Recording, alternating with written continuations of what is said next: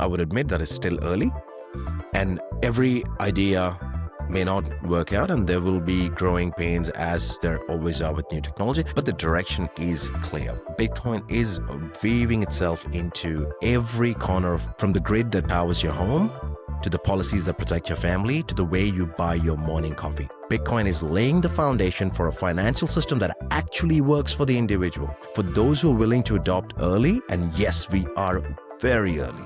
After doing your own research, the upside could be life-changing. Everyone loves the "if only I bought in 2010, 2011" story. For example, in 2010 to 2011, Bitcoin traded for cents. Fast forward today, I do not need to tell you where it is. If someone had thrown $10 into Bitcoin back in the day and never touched it, that $10 would be worth millions today. My story, completely useless as a plan because you and I were not there. Here's the part that matters though. And today we're going to talk about the most misunderstood Bitcoin lesson. Ladies and gentlemen, welcome to another episode of Stack and Strength. I'm your host, John, and let's get to the meat and potatoes of the episode. Now, hypothetically speaking, here's the part that matters though, right? Imagine Bitcoin one day reaches $10 million a coin. It's a wild number and it could go there. It could go there. It could not go there. I can't predict that, but let's assume that situation, right? Although it's still conservative to a lot of numbers that's been thrown out there by many notable figures. So we'll take that number for this example. So if you put in a $10 buy today, that position might eventually grow to around $1,000. Good, but not life-changing, obviously. Instead, let's say you buy $10 worth every single day for the next 15 years. You would end up with roughly 0.13 BTC, right? At 10 million a coin, that stack would be worth about $1.3 million. Same Bitcoin, same time, same wild future price assumption. What changed though? Your IQ didn't change. Your timing did not change. You just changed your habit. Now, $10, give or take, roughly is about 2 coffees, something most of us would burn without thinking. And if you're not a coffee person, yep, it could be anything else for you, but it's not an amount that you would think about, right, twice. Now, you can't go back to 2010, but you can decide what we can do in the next 15 years. So the choice is yours to make.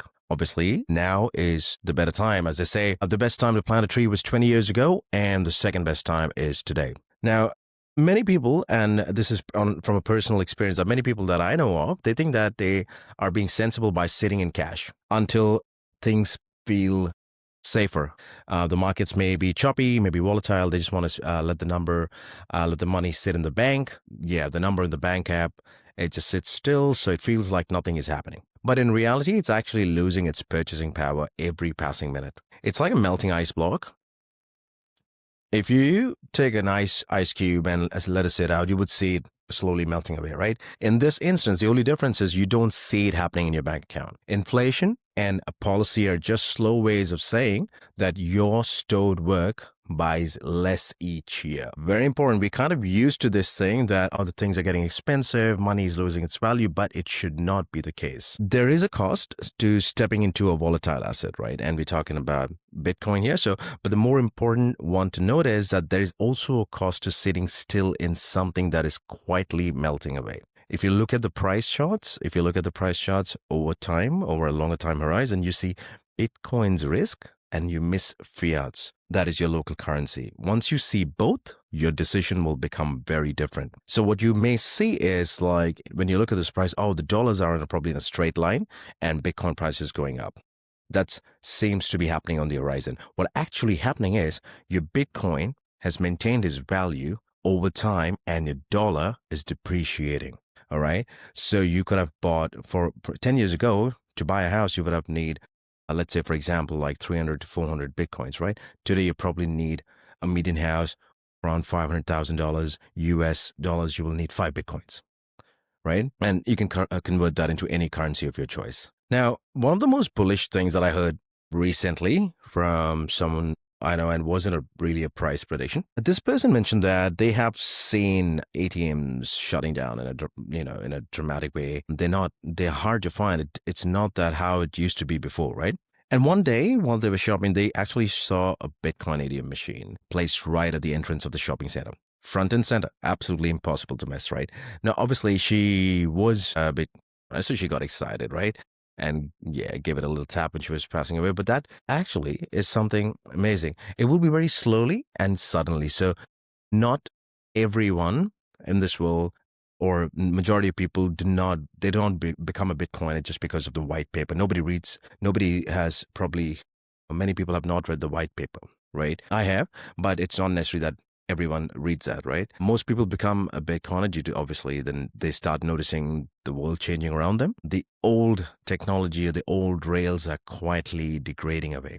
The new rails are appearing all in real time. It's kind of similar to what was happening in the dot-com bubble, the internet. No, sorry, not the bubble, but the internet boom. And all of a sudden, now we live with that. And that's exactly what's going to happen with Bitcoin. The moment Bitcoin becomes too normal enough to be seen is usually the moment when it will start becoming normal enough to be used, right? That's the real signal and not the candle. So don't worry about temporary price action. I always tell people, right? If you believe in the asset, just focus and let it do its thing. So what do we do about it, right? Well, how do we, if somebody who is not has an exposure to it? Right now, I'm in Australia, and I'll take examples here. How do you get access to somebody who has no idea? The best way is to open an account in an Australian regulated exchange, something like SwiftX, CoinStash, CoinSpot, although I think that they are Singaporean.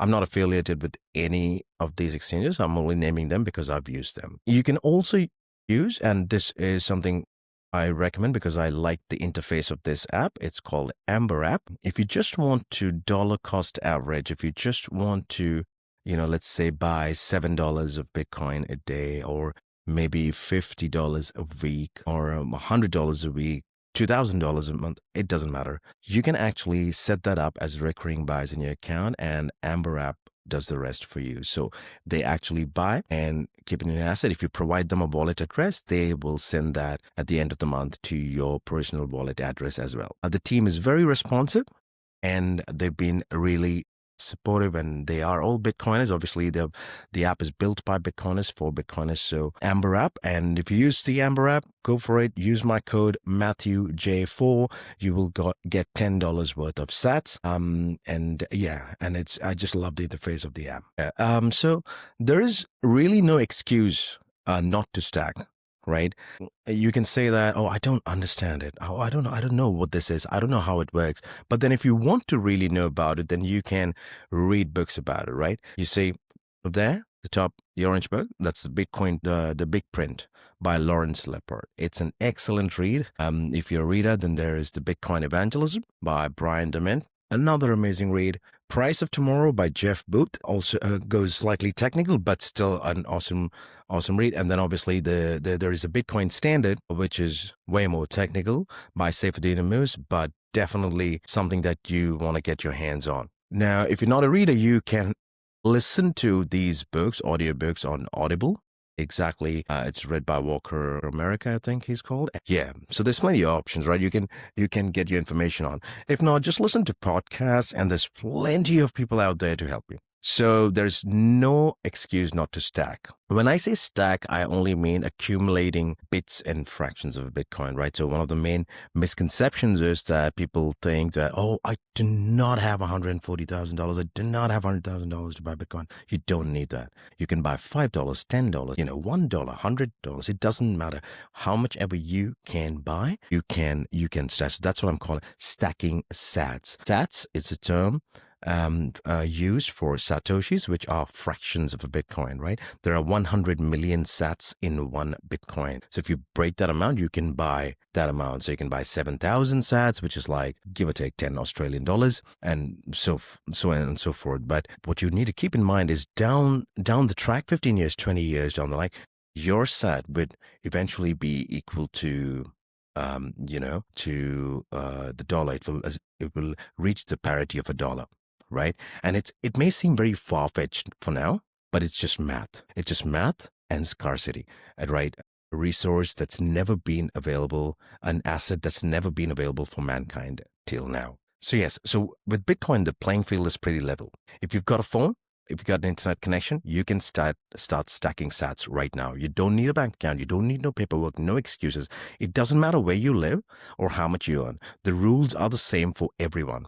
You can start with a few dollars a week. You can, skip one coffee, one takeaway meal, or one subscription you don't really use, and you've got the funds to start. Bitcoin does not require you to be wealthy, but it does require consistency, right? It rewards discipline. On a personal level, I believe the most effective way to accumulate Bitcoin is DCA, so that's dollar cost accumulation, right? It is the most proven method to build a Bitcoin position, a dollar cost averaging. Sorry, I said accumulation. That means buying a fixed amount on a regular schedule, whether that's daily, weekly, monthly, fortnightly, doesn't matter. So if you're in the US, you have platforms like River, Strike, I think Cash App. Australia, you have your exchange you can buy, or Amber app, as I mentioned, you can set up recurring purchases automatically. No stress, no trying to time the market, just steady accumulation over time. Now, over time, these DCA smooths out the volatility, so you don't have to worry about, I bought the top at 126. Oh, I need to buy more at 86. It doesn't matter. Right? It lets you stack on sats without emotion. Most of these services, right, even offer fee-free recurring buys. So that's something from platforms. You may want to check where it depends on where you are, which obviously makes a difference for you in the longer run. When you're stacking small amounts consistently, avoiding fees is kind of important. Remember, fees take away from the sats that you could have had. So even a few hundred or a few thousand sats today could be worth a lot more in the future. What are the best ways to stack, right? The creative ways to stack. Stacking doesn't just mean pulling money out of your paycheck. You have to get creative. So sell things that you don't use. Could be old clothes, electronics, furniture, old treadmill or gym equipment that's lying in your garage or in your shed that's just piling dust and it's not being used. I know it. I've been there. So and just sell these items on wherever, eBay or Facebook Marketplace, I don't know, whatever platforms you use, right? 50 here, 100 there, 500 there. They can all be converted into Bitcoin. Now, you can also pick up a side hustle. You can, and this is I'm saying, if your current income is not enough to meet your expenditure, right? Your expenses are more than what you're earning. So you can pick up a side hustle. You can drive for Uber. You can deliver for DoorDash. You can freelance online. These days, there's so many jobs that are online. I've known people who've considered donating blood or plasma for extra cash. I'm not suggesting anything like that. I'm just saying I know who've done that, right? And you need to funnel that into stacking stats. I have one friend in particular who actually used Uber as a source of income, yes, but he also used that as an opportunity to educate a lot of passengers about Bitcoin, right? So what that did is he did spread, obviously he gained the extra side hustle cash, but he also gave information way spreading the Bitcoin gospel while earning sats at the same time, stacking sats at the same time. If you are in the US, right? The US, fortunately, in America, you have much more options to earn sats creatively than in Australia. Probably they will get a bit lenient later. There is the Fold app.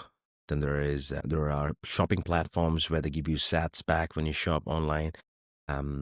You can round up your spare change on purchases that gets converted to sats. There's the Fountain app that lets you earn sats for listening to or streaming podcasts, which is really interesting, right?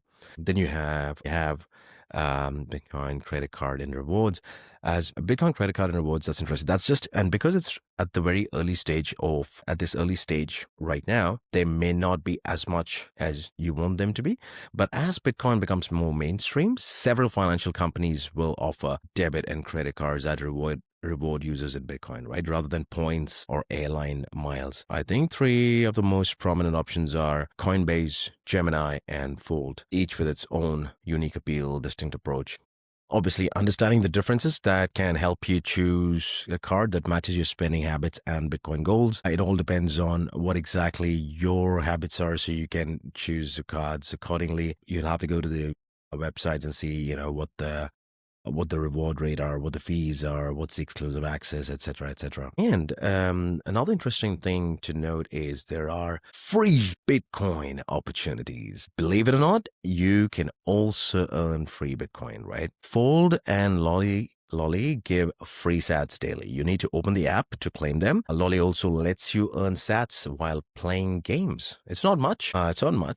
But every sat counts. Remember, you're getting it for free. Coinbase Learn. So, you watch short tutorials or lessons about crypto projects, and then you earn tokens, and then you can convert them into Bitcoin. All those tokens that you get out of the lessons, cash them into Bitcoin. Again, may not be a big amount now, but everything counts in the future, right? Cash App, Venmo in US, they run promotions like buy $10 and get $10 in Bitcoin. That is insane. I wish they get something like that in Australia. I would probably be jumping on that quite frequent. You can use your referral codes for things where you can get some sats. As Bitcoin grows, these codes can be a way to help onboard others while earning some sats yourself.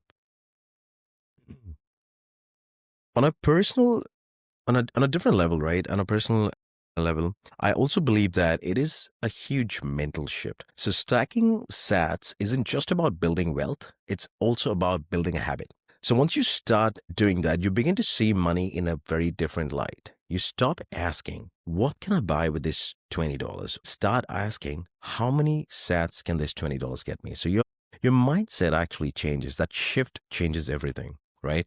Over time, the small sacrifices and consistent stacking will add up. The earlier you start, the more powerful it becomes. Every sat is a piece of your future. Remember that. Every sat is a piece of your future. If not yours, your children's futures. Do not underestimate the power of stacking little by little, day by day. And I know it may sound like a lot right now, but I was on that road, right? My first purchase was in somewhere around August of 2020. And after that, unfortunately, I fell down the rabbit hole of other crypto tokens, scam tokens, the allure of getting rich quick, or the NFTs pumping or memes pumping, whatever, right? The new shiny object outside, right? And that, yeah. So, and it actually deviated me from my actual original thought that why I came into this space, and then I did come back. I come back then, and that's when I spent time. I spent my hours. I did my research. I've listened to hundreds and hundreds and hundreds and hours of people talking, giving value, reading books, listening to podcasts, running my own node. And that's my part to the network, right? And that was Satoshi's vision anyway.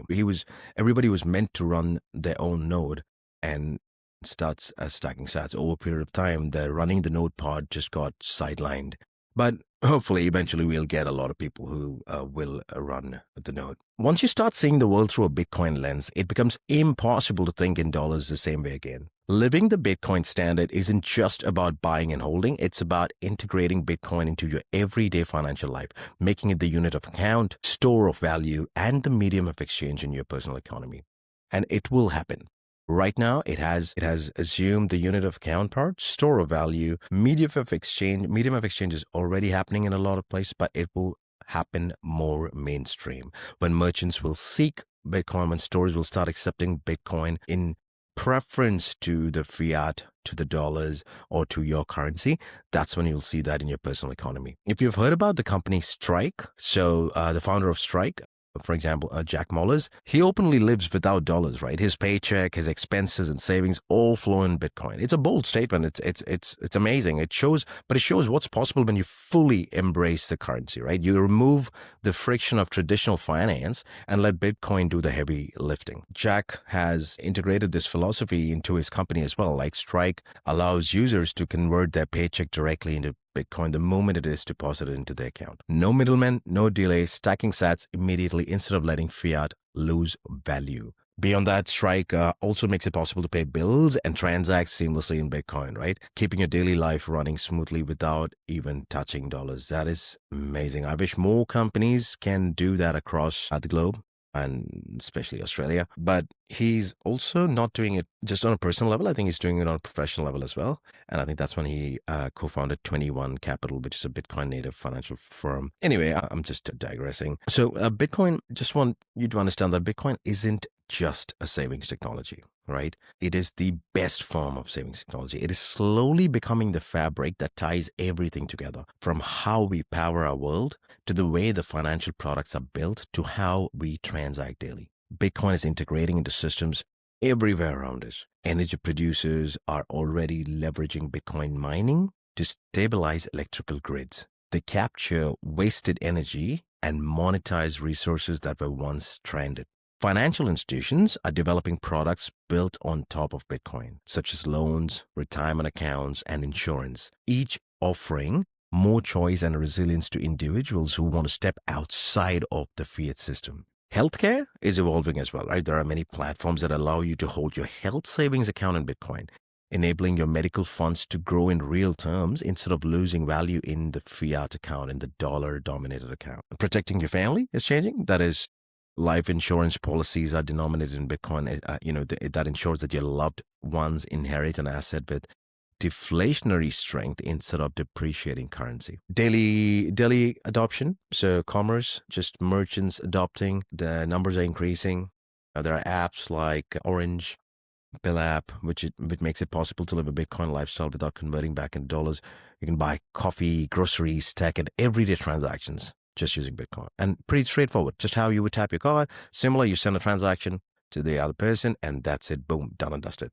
Yes, I would admit that it's still early, and every idea may not work out, and there will be growing pains as there always are with new technology, but the direction is clear. Bitcoin is weaving itself into every corner of modern life, from the grid that powers your home, to the policies that protect your family, to the way you buy your morning coffee. Bitcoin is laying the foundation for a financial system that actually works for the individual. For those who are willing to adopt early, and yes, we are very early. After doing your own research, the upside could be life-changing. So living the Bitcoin standard is about more than just transactions. It's a way of thinking. It's a lifestyle. It means making deliberate choices to align your income, your spendings, your savings, and even healthcare with a currency that respects your time, your effort, and your future. It's about removing friction, reducing the reliance on unstable fiat currencies that loses value, loses its purchasing power, and building a life where Bitcoin isn't just savings. It's the medium in which you live, work, and thrive. And this is not theoretical. I'm not weaving a story here. The tools exist today. The apps exist today. The opportunity to integrate Bitcoin into every aspect of your financial life exists today.